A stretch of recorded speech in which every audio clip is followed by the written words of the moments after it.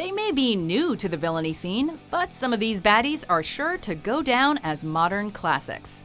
Welcome to WatchMojo.com, and today we're counting down our picks for the top 10 cartoon villains of the 2010s. Looks like another waste of my time. Before we begin, we publish new videos every day, so be sure to subscribe for more great content. For our series on villains from animated series, we'll be looking at characters that left an impact on kids of a certain decade.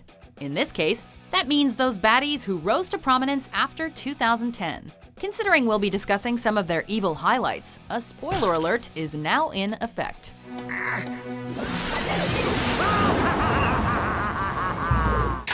Number 10. Vandal Savage, Young Justice. I am Vandal Savage of Earth, and I hereby declare my homeworld off limits to all incursion or invasion.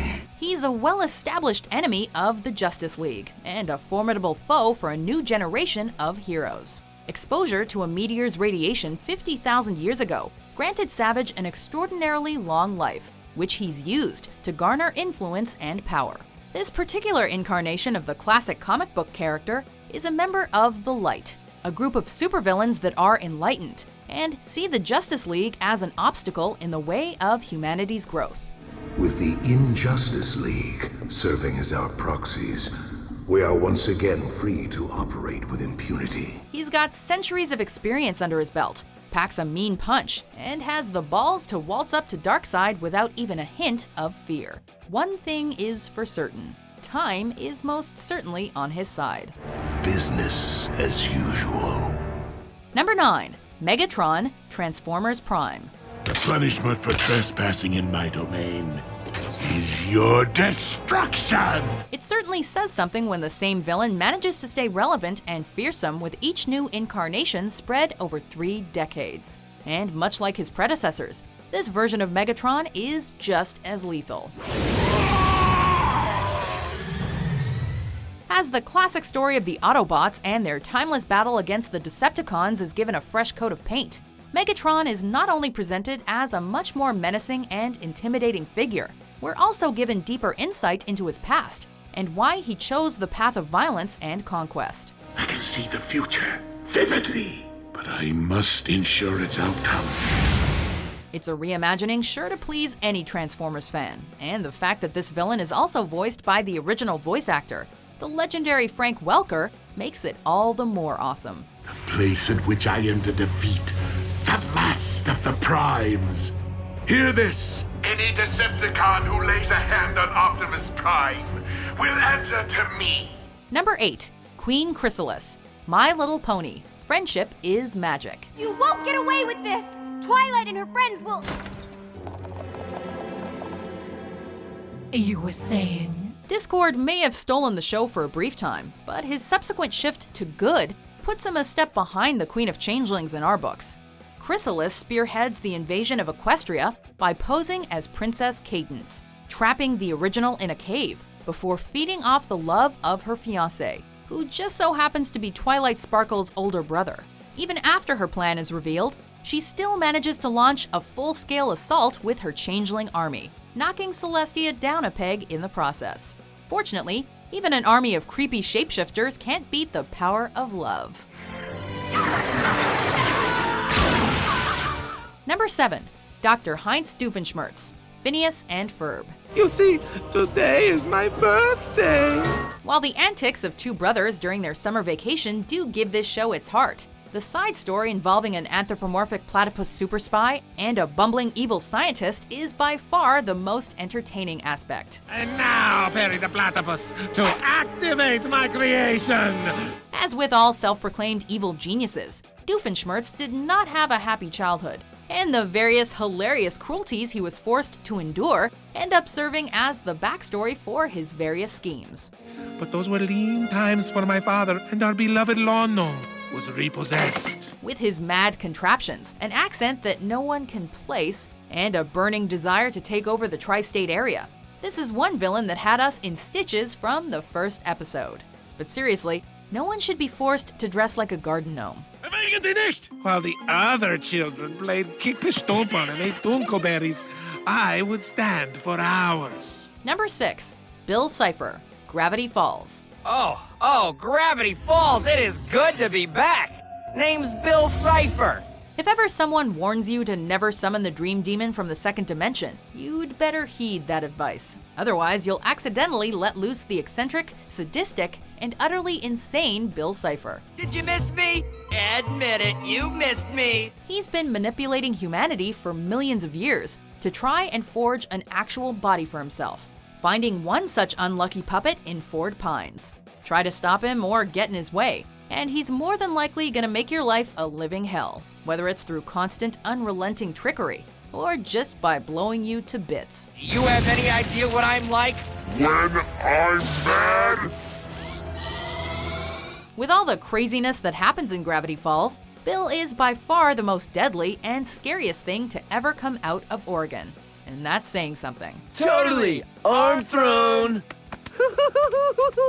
Number 5. Pythor P. Chumsworth, Lego Ninjago, Masters of Spinjitzu. Due to my unfortunate appearance, I tend to have an unsettling effect on people. This is one snake that refuses to die. After breaking free from his imprisonment, this slippery and sinister serpent sets out to unite the remaining serpentine tribes so they can try to take their revenge on all of Ninjago by summoning a fearsome beast known as the Great Devourer. He may be lacking when it comes to actual combat capabilities, but his deceptive nature makes him a cunning and worthy enemy to the ninja. Even after he's betrayed and seemingly killed by the Great Devourer, he simply refuses to go down and becomes a recurring character that blurs the line between hilarious villain and badass antihero, even outshining more powerful villains like Garmadon. Digested in the bowels of the Devourer. He can wreak havoc on one's complexion. Number 4.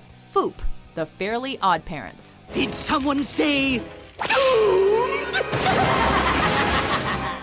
The Anti-Fairies. These blue, mischievous creatures provide some of the funniest moments in the show's later seasons.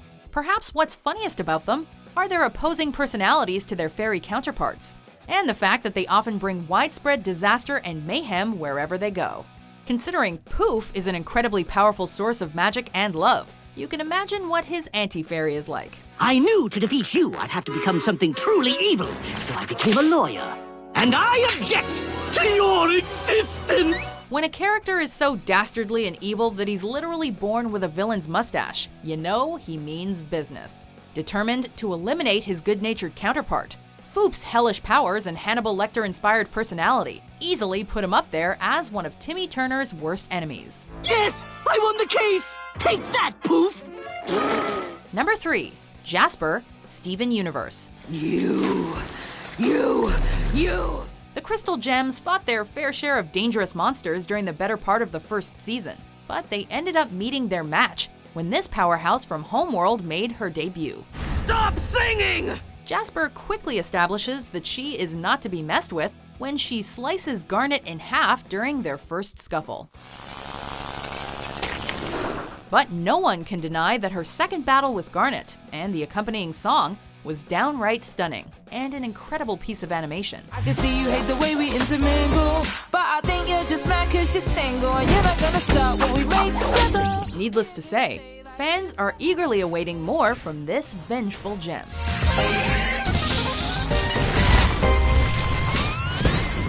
Number 2. The Ice King, Adventure Time. Do you know what Ice King means? The Lich may be the most deadly villain in the series, but there's no denying the Ice King set the standard for great bad guys in the land of Oo. When we first meet the Lord of the Ice Kingdom, he's little more than a deranged lunatic obsessed with kidnapping princesses. I collect princesses because I want to marry one. However, as time goes on, we learn that his name was once Simon, and that he's merely a victim of his magical crown's influence, as overexposure to the source of his magical powers has caused him to lose his mind and forget who he once was. Hey, Marcy, I wrote a song for you.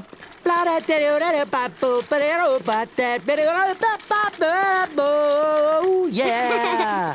There's no denying that Simon's story, specifically his relationship with a young Marceline the Vampire Queen, melted a lot of hearts and added a whole new dimension to what could have been a one-note character. You have to keep it together, Simon. for her. Simon, you promise.